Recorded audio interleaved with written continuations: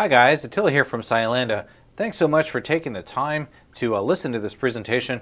I feel that it may have a lot of value to you and your business, and we're going to be talking today about what you need to know about NIST, SPRS, and CMMC. These are all important topics, especially if you're going to be dealing with federal contracts in your business. So, little disclaimer before we get started is that I promise you there's no sales pitch in this presentation. Our presentations are strictly meant to offer value to the community. Many of the things that we're going to be offering at the end here, or I'll be offering to you, they're going to be really free. So please check them out, see if you can use them in your business. Perhaps it could make a difference to you. But before we get rolling, I want to talk a little bit about why this is important. Why do this at all? In fact, there's a lot of work that goes into, running a business, and, part of it is for our generations. And I put a little circle there around two very important people in my life. That's my son and daughter, Adam and Ava. And I originally had started this business as an outlet to help protect and help people. And, one thing about kids is that they really help you hyper focus. And I really focused on and hyper focused on security once these guys entered the scene.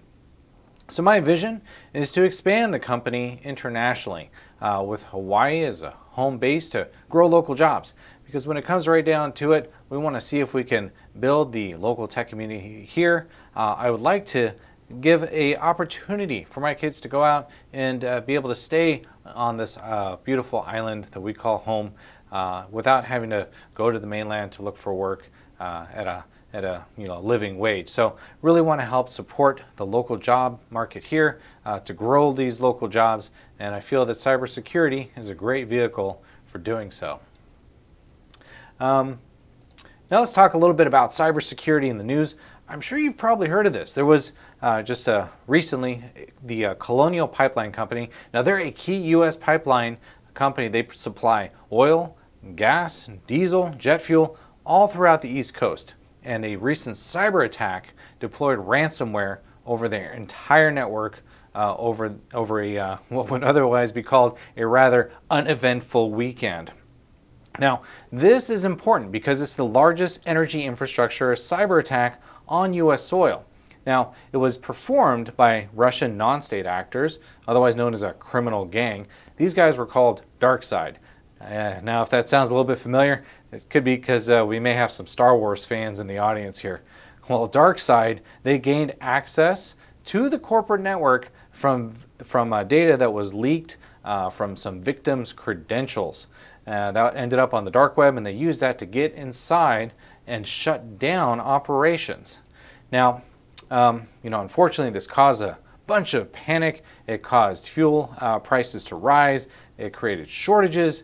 A bunch of gas stations were out of gas. There's tons of stuff on social media showing people hoarding gas, and there's even some kind of, if you go on Snopes, you'll see them, but some people were putting gas inside of garbage bags. It's not real, but there were legitimately people who were buying gas because they thought there could be a shortage coming up, and this is a perfect example of how cyber attacks can really change the way that people perceive their safety. And unfortunately, this is a private company. Now, this private company, Colonial Pipeline, so they didn't really release a lot of information, and there is an ongoing FBI investigation and an FBI flash alert, and that's going to be available for download at the end of this presentation. But for now, what I'm going to do is I'm going to show it to you on the screen. This is a flash. Let's see here. This is an FBI flash. This is TLP green. TLP is traffic light protocol. TLP green FBI flash means it's for industry insiders only, so please don't share this if it's not relevant to your industry.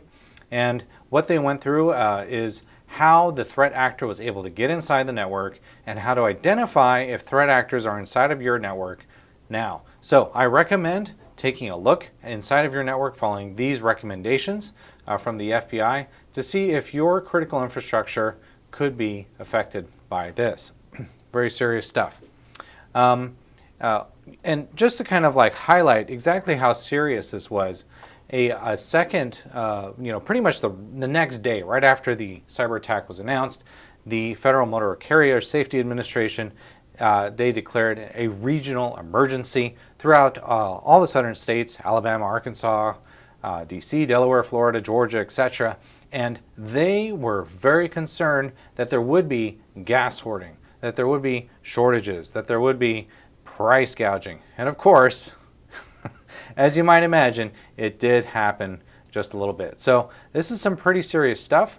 The Justice Department said last month that 2020 was the worst year to date for ransomware attacks, and they're only becoming more frequent. On average, ransomware demands exceeded last year over $100,000. In some cases, we're up to tens of millions of dollars.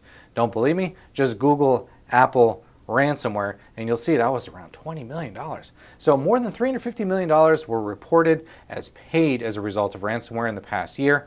And compare that to 2019, that means that we're up over 300% in just 12 months. Pretty serious stuff. Now, you may think that perhaps this is an isolated incident. Nothing else like this has happened recently, right? Right? Well, guess what? February 5th, just a few months ago, Florida's Oldsmar water treatment plant, a hacker remotely increased the sodium hydroxide levels in the city's water. Now, sodium hydroxide doesn't sound like anything scary, but the other word for it is lye. And lye levels are supposed to be it's supposed to be 100 parts per million. Well, they raised it to 11,100 parts per million. And luckily, even though this was late in the day and no one was really on site, luckily there was one worker who was watching the screens, and they were watching the gauges change in real time. They saw it rise, and as soon as they saw that happen, they said, whoa, this is going to be dangerous, and they shut down the whole system right away. Now, what do you think would have happened if that worker wasn't there and happened to see it just in time? Well, it would have caused physical harm to the public. Those that were drinking the water would have turned it acidic and dangerous, and it's an example of a critical infrastructure cyber attack. And this is just a couple of months ago. This is not long ago. Now, of course, something like this is also available on the attack. Details of the attack and how to mitigate it. It's on a joint TLP white briefing from CISA and the FBI. I'm going to bring that up here for you. And this is TLP white. TLP white means it's free for anyone to look at and distribute. I recommend looking it over because this was a joint cybersecurity advisory, which means multiple agencies got together to bring this information to you. And it goes through the details of the cyber attack and specifically how they got in. Now, if any of you are in the IT department, I'll kind of tell you, I'll spend a few seconds just explaining it. Windows 7, TeamViewer. That's the deadly combination. If you got any Windows 7 machines out there, now's a good time. Shut them off. Second thing was TeamViewer. The way that TeamViewer is configured, if it's not configured correctly, it'll allow anyone access to those systems. So this TLP White Joint Cybersecurity Advisory has the recommendations for TeamViewer software. Recommend at the end of this presentation, download that document if you are using TeamViewer and just double check for yourself. Make sure you're not using it incorrectly because it could be a problem. So,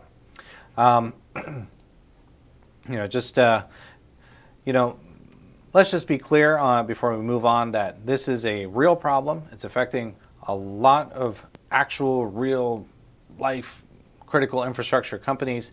And if you think that you're not a target, guess what? You are, and we'll keep on going and so you can find out why. But before we kind of jump into all the depth of what this means to you, let me just spend a short period of time to talk about what we do and why it's important. We're an MSSP. That's a Managed Security Services Provider. So that means that the outsourced portion of what we do can go to organizations. We work alongside IT departments to make them look good. We work alongside IT departments on projects to help support their critical infrastructure, because at the end of the day, one person can't do everything. And sometimes you do need a team in your corner that specializes in cybersecurity. So some of that is outsourced infrastructure management. There's compliance needs. So we also work quite a bit in terms of compliance. Specifically, of course, we're going to be going through CMMC and NIST, etc. But just the overall umbrella of what we do is called professional services work, intangible goods, knowledge work. That's what we're doing here. Now, I mentioned to you earlier, our mission is to grow local jobs. Well, we can also do this by helping companies around the globe solve their security challenges.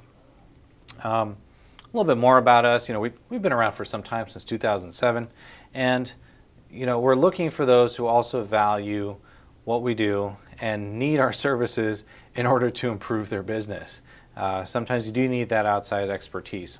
And you may have heard of me from a lot of the work I do on social media. I've been on the news, everything from all the major news stations to Think Tech and PBS. So you may have heard about me from there, but either ways, that's not what it's all about. It's about you.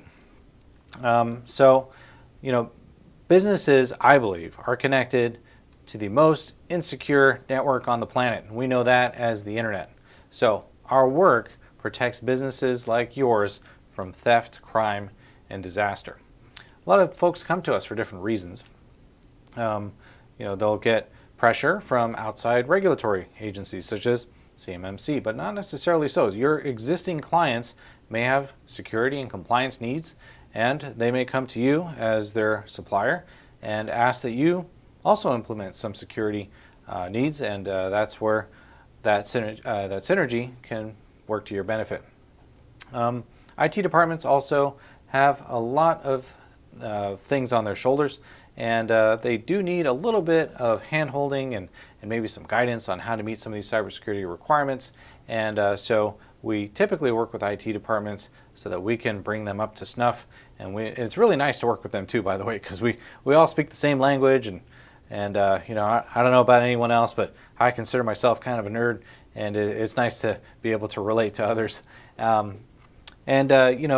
lot of business owners will also put pressure on the IT department to help secure the infrastructure, to streamline it, to manage it a little bit better, to be more efficient. Well, that's where we can kind of come in and work together on that. And lastly, and this is unfortunate, we do get calls every so often from companies that do need assistance with remediating from an incident, such as ransomware and any other compromise where a bad actor is within the network. In those circumstances, we do have to sometimes work with Homeland Security, FBI, local law enforcement, and recovering from those can be unfortunately very costly, very painful, and can take a very long time to recover. So prevention is the best medicine. Let's see what we can do to prevent any of these kind of things from happening at your company. A little bit about our services. Now, we have 3 pillars, and I think we've kind of talked a little bit about this. We focus really on cybersecurity. These are the kind of services where we offer, where we have live, real-time monitoring and protection. We do this for the equipment, for the user activity. We monitor users' activity to make sure that there's nothing going on that could damage your company. And what we focus on is really prevention. Once again, prevention is the best medicine. It's a lot less expensive. So preventative security is important. Incident response is also important. We need to be responsive if there is an issue that does come up with local law enforcement or something a little bit more serious. So we can help with all those things by proactively monitoring and preventing things from happening, and then reactively doing a cleanup job if things go boom. Second pillar service is compliance. Now, we usually assist clients with meeting federal, state privacy requirements that can include everything from CMMC, SOC 2, GDPR, ISO 27001, NIST SP 800-171, and so on.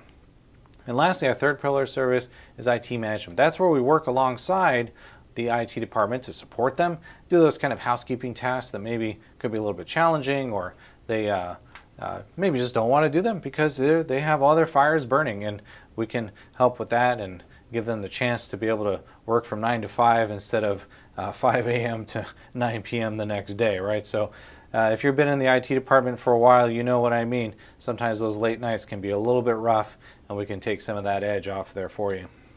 And we do that by being proactive, bringing some of our security expertise to you, and taking care of some of those maintenance tasks, patching, backups, etc. Making sure all your connections are good, doing some vendor liaison work, so that way you can sleep at night. Anyways, I guess the best way to start is to talk about a recent project. Now, we've done quite a bit with critical infrastructure companies. This one in particular did involve the FBI, Homeland Security, and a critical chemical sector company. So I'll tell you how it goes, because this is fairly common. It's Friday. It's about 4:15 in the afternoon, and we get a call from a panicked IT department. And what do you think they're saying? Oh no, we just got a visit from the FBI. I ask, are you sure it was the FBI? He says, yes, he showed me his gun and his badge. It's pretty serious. He handed over evidence that indicated that our critical infrastructure chemical sector company was compromised, and access to it was being sold on the dark web for as little as $2,500. Someone could watch everything going on at their organization and in real time change things if they wanted to. Full access. Wow. Right? So this was not good.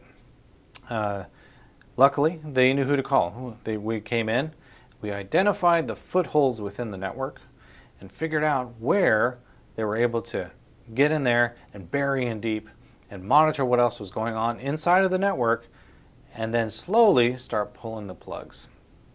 Now, unfortunately, the way these things go, sometimes ransomware can be deployed, and these guys tried it. They tried to deploy ransomware. And if you're not familiar with ransomware, what it does is they go in there and encrypt all the data.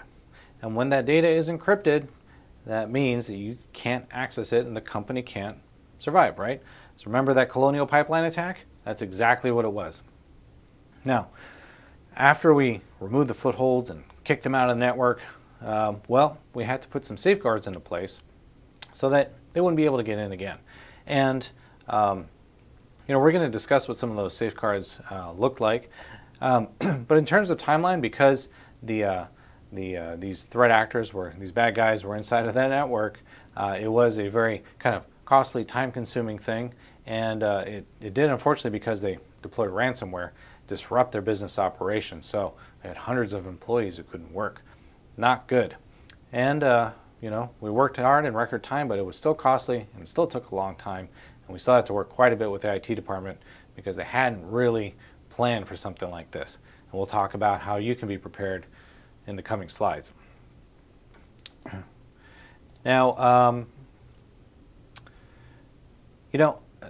since this presentation was originally for construction and engineering companies, there's kind of like this misconception that construction and engineering companies are immune to this kind of thing because perhaps they're not in the chemical sector or inside of insurance or medical or transportation. Well, you're not immune, and we're going to be talking about how important that is near the end of this presentation. So be sure you hang on until the end, where I'm going to give you the access to these documents that I'm going to be showing you, a copy of this PowerPoint, as well as some important things that you can take, especially if you're in IT, that you can take back to management to say, hey, look, we are a target. We do need to do something about this. So some of the topics that we're going to cover, CUI, what that is, why it's important. We're going to talk about NIST SP 800-171. Yes, it is important. It is still relevant, even though CMMC is on the horizon, but we'll talk about that. I'm going to show you a roadmap to compliance, how you can become compliant, point A to point B, and how you can do it yourself. And then we're going to talk about CMMC, how that transition occurred from NIST SP 800-171. We're going to talk about SPRS, that's the new thorn in everyone's side. And we're going to talk about some common requirements. This is great because No matter what your security compliance requirements are, there are commonalities, and sometimes you can do one thing and meet a whole slew of requirements all in one shot. So it's pretty cool. And of course, I like to give you some free resources. And at the end of all this, we did have a Q&A. One particularly good Q&A question stood out, so I'm going to be answering that at the end. I'll show you how to use the SPRS to calculate your own score. So let's talk about CUI, what it is and what it means to you. So CUI is controlled, unclassified information. Now this is not necessarily a printed document. It can be digital. In fact, most of the time it is. So you have digital and you have print media that can be both controlled and classified information. Now they're typically marked as confidential or private, and they can include law enforcement, technical plans, intelligence and financial data, all kinds of stuff. Doesn't matter, CUI. And this is important because it's a valuable data and it's a valuable target for cyber criminals, because that is the meat of what they're after, right? You're probably wondering why this, why all this fuss over CUI and what it all means. Let me show you what this CMMC has to say about CUI and why it's important. I'm going to go to the CMMC literature page. We're going to jump to page 5. Now, this is the CMMC Master Document 1.02 that was released March 18th.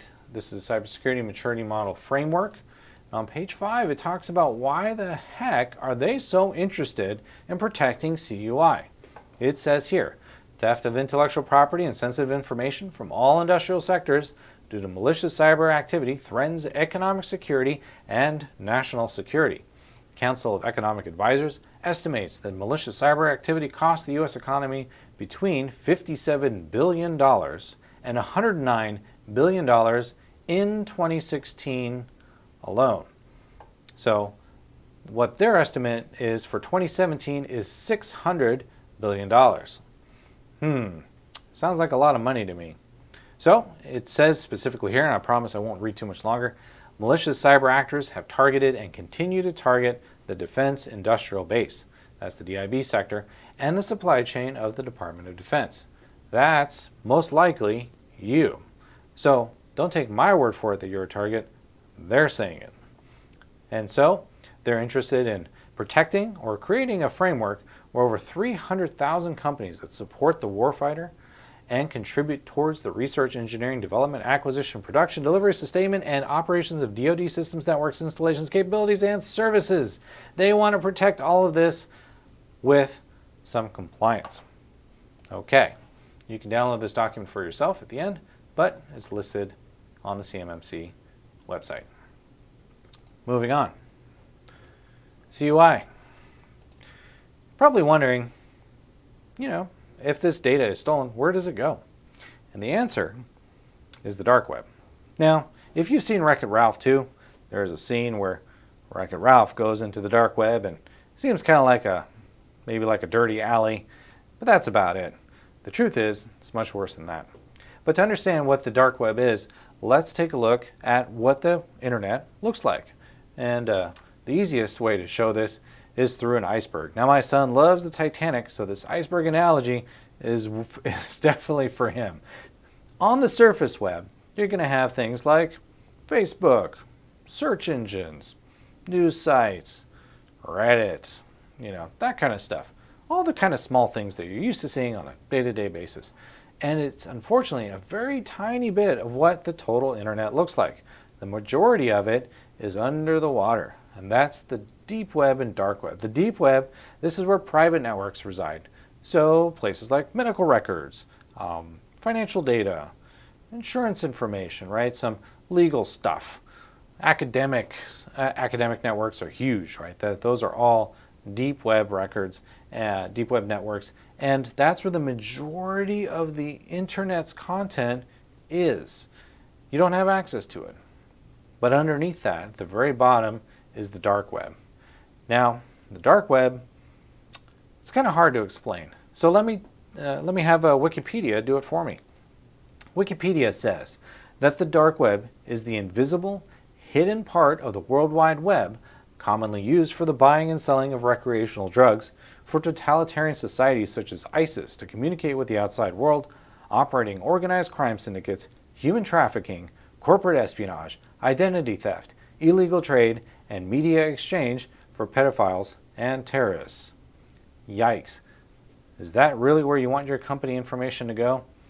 Definitely not. So, along comes NIST SP 800-171.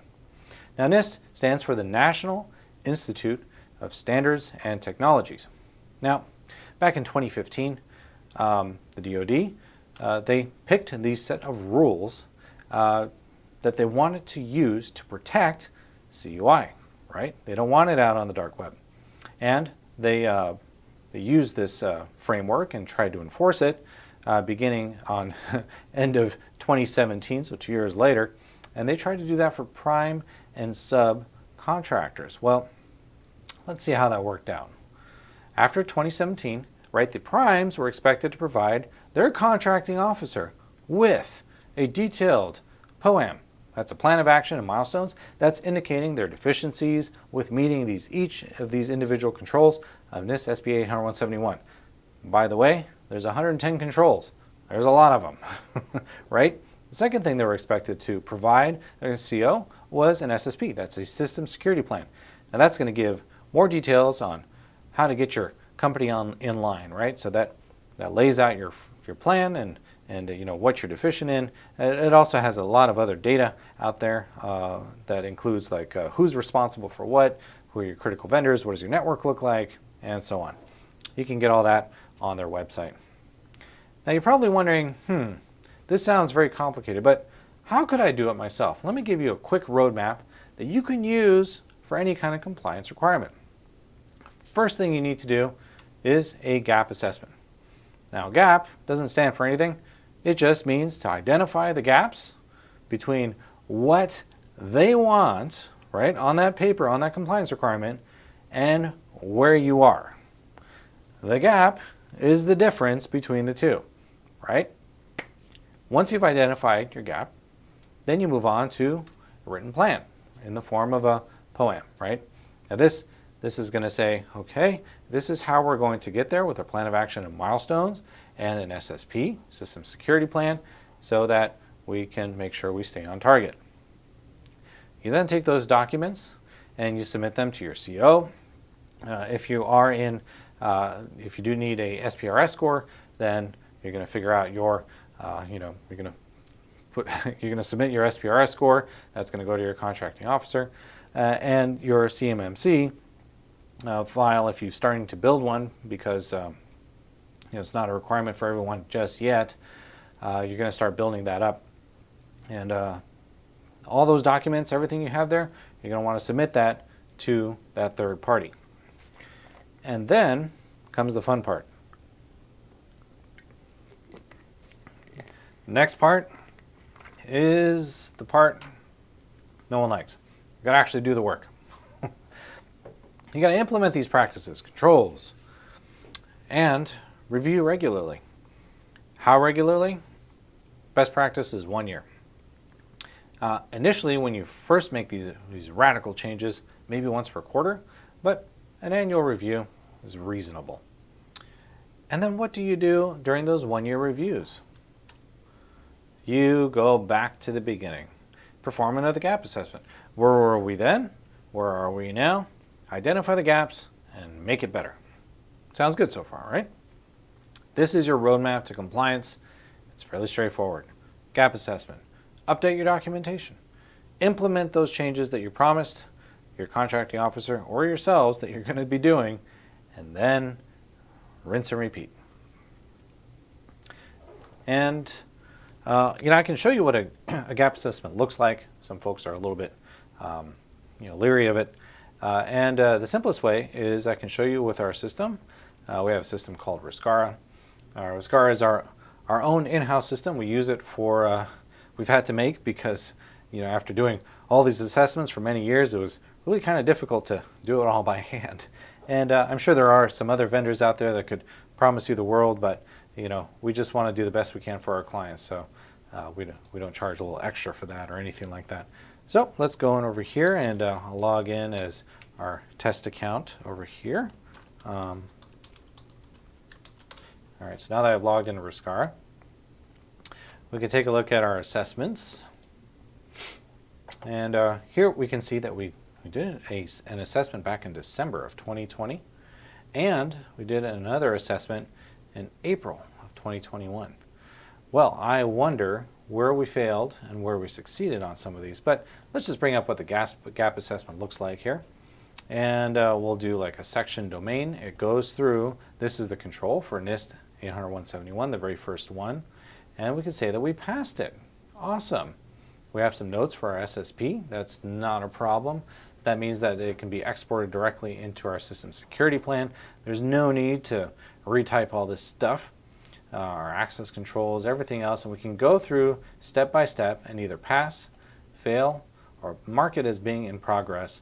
And put little notes for our internal staff. For example, staff doesn't recognize CUI or know what to do when encountering it. Well, it sounds to me like you need to put in some processes.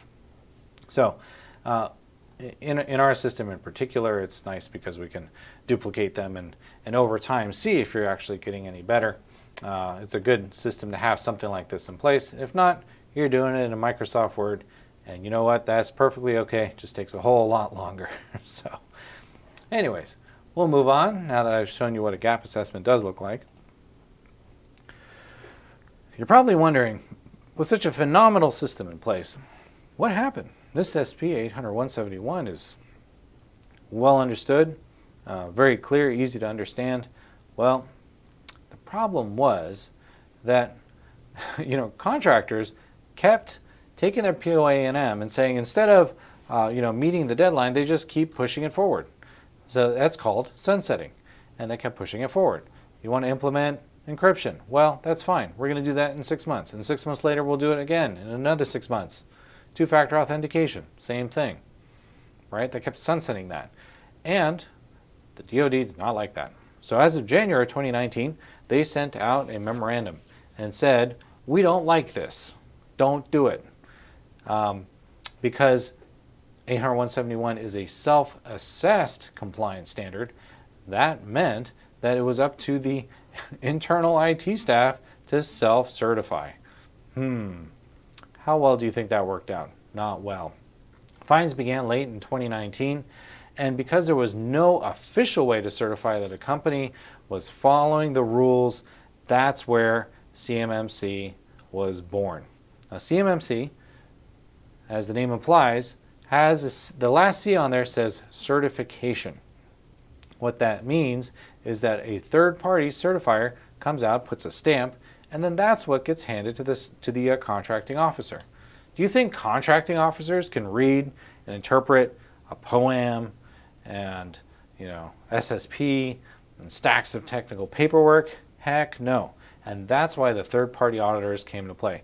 They come in to certify the company, third-party assessment organization, that's the 3 PAOs, and they work alongside the RPs, right? The registered practitioners. The RPs help you to get everything ready for the 3 PAOs to walk in, put their stamp of approval onto all the paperwork, and everything that's put together goes off to the accreditation board. Accreditation board puts their stamp of approval on it, and you become certified. That certification is what you then turn in with your bid, and your bid is going to tell you what level of certification you need. Yes, there are multiple levels. In fact, we recently just discovered that if you want to become SBA 8A, you do need to pass CMMC Level 1 certification. Now, I don't like this graphic that much, so I'll move on to the next one. This one's a little bit more clear. Think of these 5 levels of certification like Lego bricks, right? At the very bottom here, we have Level 1 certification. That's great. Level 2, that means that you have 17 practices. Now, of course, every compliance standard loves to have their own nomenclature, so they call everything practices. 800-171 calls them controls. Let's just call them, just for your mental, to relieve some mental agony, let's call them practices, but they're really just requirements that they have. These 17 practices should be implemented before you go to level 2, where you're going to tag on an additional 55 practices, right? And then on top of that, you're going to go up to 50, you're going to tag another 58 practices on there for a total of 130 practices. Now remember I mentioned earlier about how 801.171 has 110 requirements, right? 110 controls.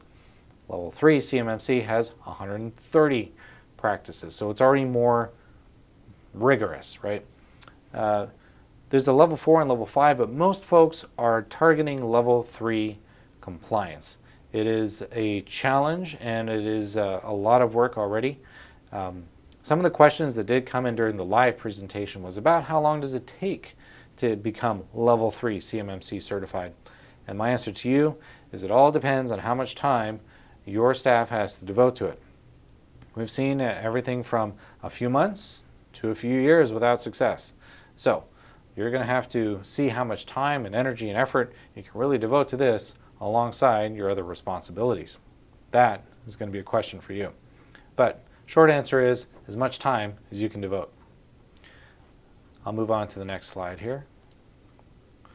So, probably wondering, where did CMMC, or when did CMMC decide to become released? Well, they claimed that a revision 1 would be available in January of 2020. Now this was, I think easy to guess, pre-pandemic, that they would not make it on time. And of course they did release, quote unquote, the official version 1.0 on their website, January 31st, 2020. But as, the dates would have it, it really didn't post till just a little bit later, but they said they made it on January 31st. Now the current version, which is was released in March, is version 1.02. That's the one that hasn't really changed. It's been kind of set in stone for some time. The original CMMC timeline was that in late 2019, they would release a draft. The official release would come out in January. By June, there would be, CMMC requirements in RFIs and RFPs, and by September of 2020, the DoD contractors will need to be certified to bid on requests. Well, what do you think happened? Nope, did not make it. The new timeline is a little bit different. They decided that they're going to roll this out slowly, right, in phases, over time, between now and the end of September in 2025. That will give us about 4 years. If you are certified today, that certification would be valid for 3 years. So you can kind of see we're experiencing some, what's the best word for it? Interesting timeline challenges. But things change all the time. Let's not get hung up on that. This phased rollout approach is, I believe, a really good way of doing it. Over time, this is on their website today. In 2021, they're anticipating that 15 organizations would become CMMC certified, an additional 75 more in 2022, a big rollout in 2023, 250 organizations, and moving up and up from there. So we'll wait and see what happens. Now, in the interim, not to be outdone, DoD said, we're going to put in something called supplier performance risk system score. We're going to require these scores. And they said, well, you guys have all been working on your 801.71, right? Well, we want to know your score. And the way to do that is you're going to have to calculate it. Now, there is a scoring template. It's, right over here. It's going to be part of our packet that you can download. And this is from their website. And what it shows is each of the 801.71 DoD assessments, right? This is DoD assessment scoring template. For each of these NIST 801.71 controls, all 110 of them, there is a value.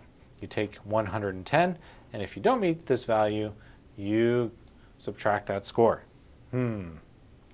Well, that can become a problem, as you might imagine, because this score is based on a gap. And if you're not up to speed on your gap, who's to say what you can really be getting?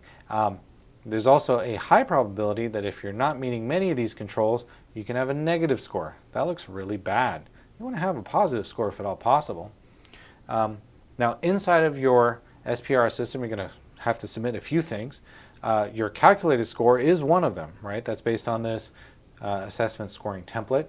You will need that, but in addition, you're going to need to have your dates and versions of your POAM and SSP.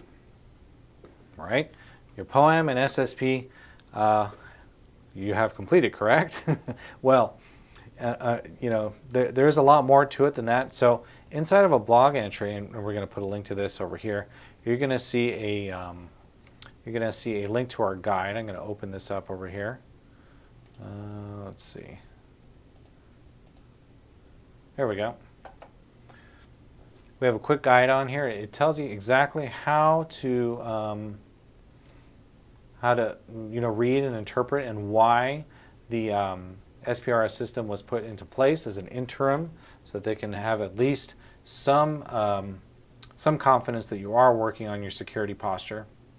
And we have links over here to the SPRS system, links on how to do your self-assessments. We have a user guide with instructions. This is all on our blog. And if you are required to do this with SPRS, you are going to discover that it can be a little bit painful, but it is definitely doable. So, you're probably wondering how this is going to affect your business, and I think I know how you're feeling. Yes, like a scared kitten. But, these are really best business practices, right? The only thing that they're doing is they're enforcing them. You should be doing these things anyway. So you remember those stories that I mentioned at the beginning of this presentation, right? The Florida water plant, oil pipeline. You don't want to become a victim, do you? Right? So you really should get your act together on some of these things. Now, let me give you some common requirements, because this is going to help you think about how you can become compliant regardless of what standard is tossed your way. You're going to need documentation, right? You're going to need staff rosters. You're going to need to know what those staff members do. What are their responsibilities? What are their roles? What do they have access to? Your technology, right? You've got to have a good documentation of assets, what the technology does, what the scope of access is for that technology, if any of it is maintained or out of date, etc. And you're going to need procedures, right? Specifically, staff changes. What happens when a staff member leaves or is promoted or changes departments, right? How about your technology use? Where are your backups? What is your disaster recovery plan? What is your business continuity plan? How do you ensure that if there is an incident, things can continue operating smoothly? That can be hard. But if you do the work, and you make sure you print it out, because we have come across instances where a document that has all of this in there is in Word, and it's on the server, and it's encrypted. No good, right? So have a good printout, stick it on the shelf. It's important. Some more common requirements we see is some sort of employee cybersecurity awareness training program. Now this is key. This image here is from our own ECAT program, and you'll see that there's these red bars at the very left, and those red bars get shorter and shorter as time goes on. Each of those columns are a month. And in this instance, what we're displaying is that over time, with staff training, your staff gets better and better at identifying threats and not falling for cyber criminal activity, right? So this isn't something that you can do once per quarter or once per year over lunch. You, as the IT person, are incapable of competing with a great staff lunch. It's just not going to happen. So a structured approach is important. Showing evidence of progress. This is whatever program you choose. Very important. And in our humble experience, it is hard to get employee buy-in. it is difficult to try to get folks to put aside a little bit of their day to improve the cybersecurity posture of the organization, but it is mandatory. And if you approach it as such, and you find a good security awareness training program that's fun and engaging, it's not that bad, and the alternative is a lot worse.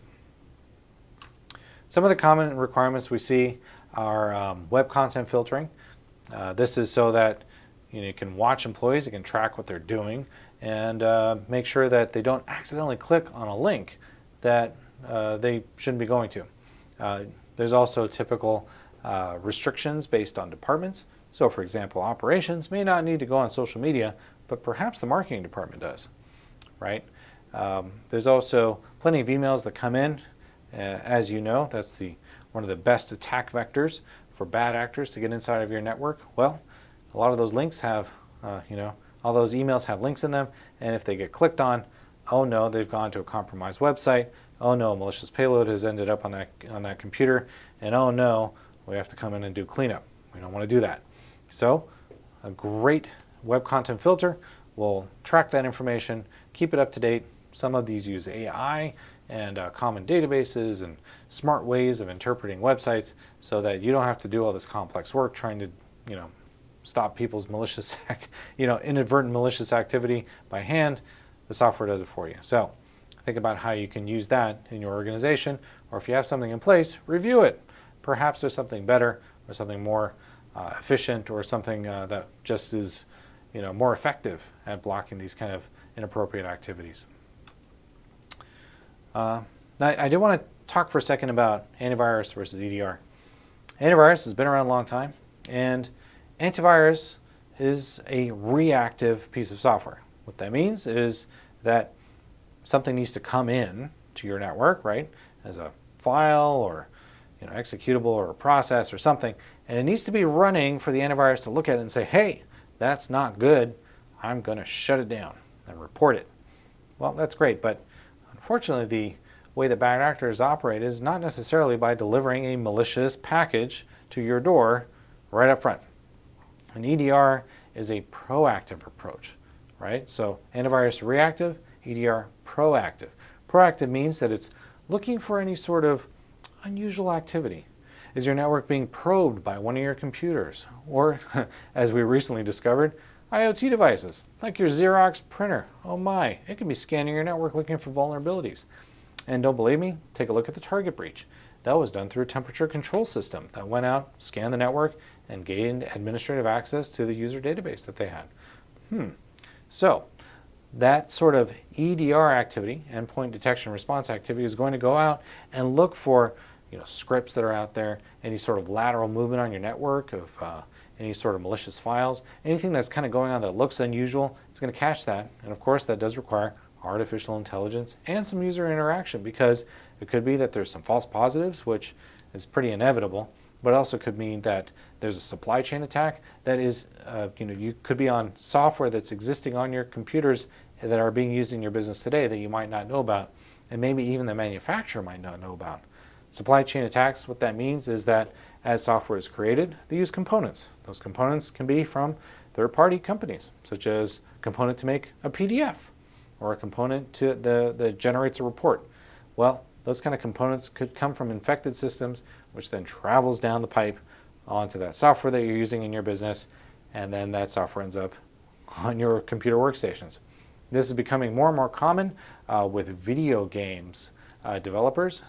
We did a recent segment on that. If you want to Google it, you'll see it come up on our blog. Video games also have this kind of supply chain attack problem, and that can lead to hundreds of thousands of machines being infected simultaneously from a single point of origin. So supply chain attacks are something that you're going to have to think about in the coming years. We talked about EDR versus antivirus, but at the end of the day, I think you know this already. It's an arms race, right? Who can get the better tools to get inside your network, and can you get the better tools to keep them out? All right, let's talk about some more common requirements. I think you'll like this one. It's about UTMs. Now, everyone knows the word firewall. That's great. But UTM is a little bit different. It's called Unified Threat Management. And these UTM devices, they want to differentiate themselves from common firewalls because they're using AI to often block threats that are coming from not just the outside, but could be coming from the inside as well. So they're going to have things that are built in, such as an intrusion detection system, that's called an IDS. It's essentially a tripwire for traffic that could be suspicious or considered malicious, either inbound or outbound. It'll have packet inspection, so they'll be doing web filtering, traffic shaping, virus filtering, threat blocking. It does all that it possibly can to keep your network safe. And at the last piece that it usually, last task that it usually can do is some sort of VPN. And that allows the remote workers to be able to access the company computers without too much disruption. So in our COVID times, that has been a useful feature of it, but it can also link together multiple offices and sites so that the networks can operate transparently between sites and between geographies even. So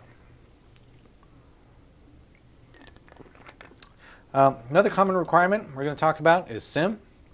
Now I know I just said the word SIM, but you see on your screen there it says SIEM. Well, SIM is short for Security, Information, and Event Management. Wow, sounds kind of complicated. Believe me, it's not. SOC is Security Operations Center. So the combination of SIM and SOC, you are completely set from a compliance perspective. Now, what a SIM is pretty simple. I'll explain how this works. Every device on your network has a log. Now with Windows, pretty obvious, right? Windows log. But there's a lot of other devices. Like, remember those UTMs I was talking about? They have logs too. What about your smart switches that are connecting all your devices together? Those also have logs. Well, what do you think those logs are logging? Unusual activity. Anything that could be considered suspicious, malicious, permission changes, things that are unusual on the network. Well, someone needs to look at that. But there are millions of logs going on every day, millions of log entries inside of your network. What can you do to interpret that and find like a real, true infection if there is one on your network? Well, what you do is you combine artificial intelligence to kind of filter out all the typical stuff, and then a live SOC team, that's a Security Operations Center team, is going to look at some of those things that have been flagged by the AI engine and say, oh, that could be a problem. Then they let us know. We look at it, and also the same thing goes for your IT department. So there are lots of different SIM solutions, and many have tried to incorporate a lot of AI to slim down the amount of work that's needed, but there is still a human component required to be able to accurately look at a log instance and say, well, this is a false positive, or no, we really do have a problem here.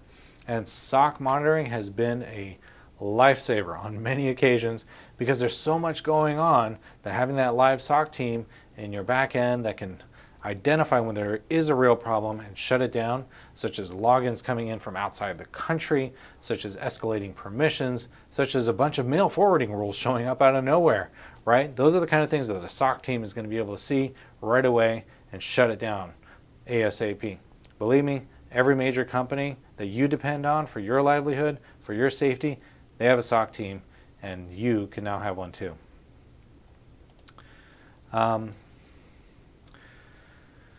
Now think about it.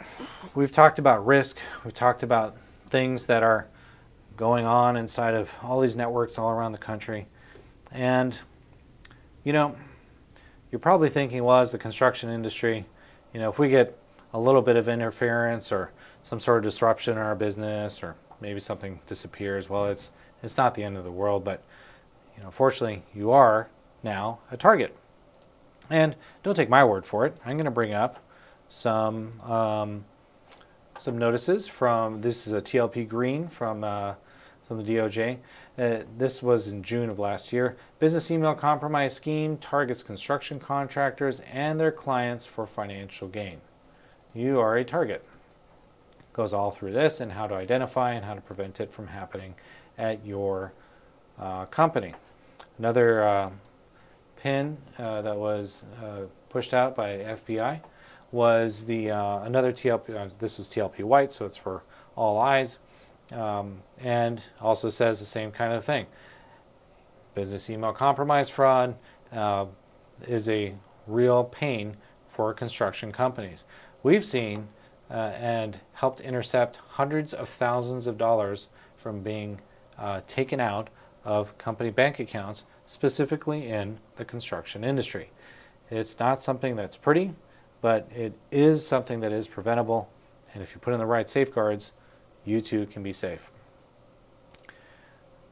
Now, I want to make sure that you have access to these resources. I did show you a number of PDFs and some websites. We can offer you a copy of this presentation by going to this website. This is cylanda.com/ACECH. It's going to be a copy of this presentation, links to these resources, the federal TLP green and white resources, as well as links to some other free resources we have for the community. I encourage you to take advantage of them. We have free phishing risk assessments. This is going to allow you to figure out if your staff are falling for those phishing emails that are coming in every day. They are being phished every day, whether you like it or I don't like it. Whether you like it or not, they're being phished. Wouldn't it be nice to know if they are falling for any of these? We also do complimentary dark web company searches just to kind of get an idea in terms of how much of your company's information is already out there and what you can do to kind of help mitigate some of that risk, because you don't want to become like another victim on the news, right? Many of the challenges that IT departments have is maintaining accurate and up-to-date documentation. It's sometimes just difficult to keep it all up to date or even start in the first place. So we have some network documentation templates that your IT department can start using right away to update their documentation and make it look pretty and easy to understand and be able to insert that inside of your SSP. We also do have a complimentary trial of our Office 365 SOC team monitoring. That means they're going to watch your Office 365 account for anything unusual.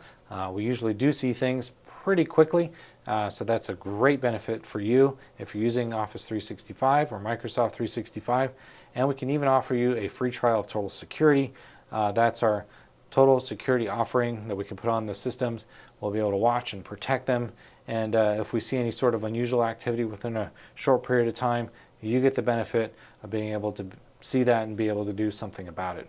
So I really hope you take advantage of some of these free resources.